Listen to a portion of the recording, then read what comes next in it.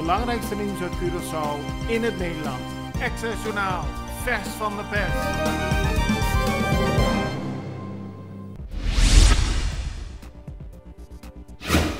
Vorige week vond er bij Hotel Sandals een grootschalige controle plaats. Die leidde tot veel commotie op het eiland. En de Antilliaanse aannemersvereniging AAV wil overleggen met de overheid om dergelijke grootschalige controles in de toekomst niet meer te laten voorkomen. Het zorgt namelijk voor een verkeerd beeld als dat er heel veel illegaliteit in de bouw zou plaatsvinden op Curaçao. Dat is niet het geval, aldus Raymond Yamanika, president van de AAV. En daarover wil hij overleggen met de overheid. Bij een schietpartij afgelopen weekend in Salinha zijn 4 mensen gewond geraakt. 3 mensen hadden niets met de schietpartij te maken. Alle 4 moesten voor behandeling naar het ziekenhuis toe. De schietpartij was een gevolg van een ruzie tussen 2 mannen. Er werd iets voor 4 uur 's ochtends geschoten en behalve het beoogde slachtoffer raakten dus nog 3 mensen gewond.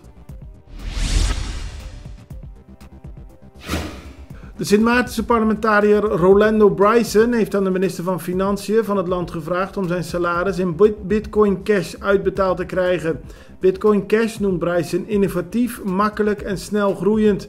Bryson zegt de ontwikkeling rond cryptocurrency al enkele jaren te volgen.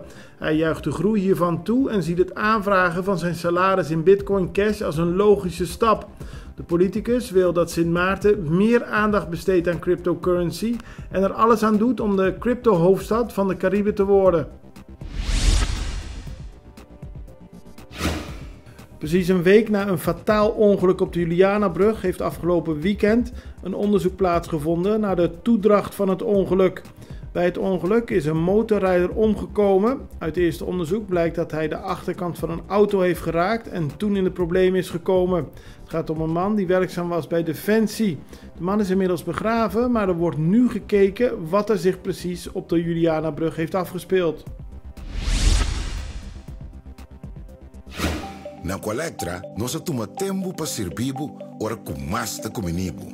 Llama-nos centro de cliente na telefone 0800-035 de Jaluna para Jabierne voor die setor de mente te com setor de noite para turno serviço nang of patrãozita. Se você transita para Chasabra, também por hora. Por escolher para trabalhar, riba aqualectra.com e aproveitar a mesura, põe o documento na cerca para visita cerca nós, vai mais fácil. Sim, a Colectra su centro de cliente wordt klaar para servir na momento que você comini abo.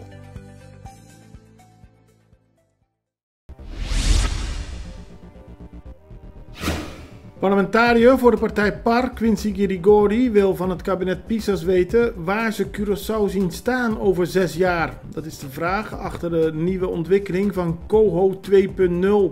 Dit Caribisch orgaan voor hervorming en ontwikkeling zal er komen, maar de precieze invulling is nog onderwerp van gesprek.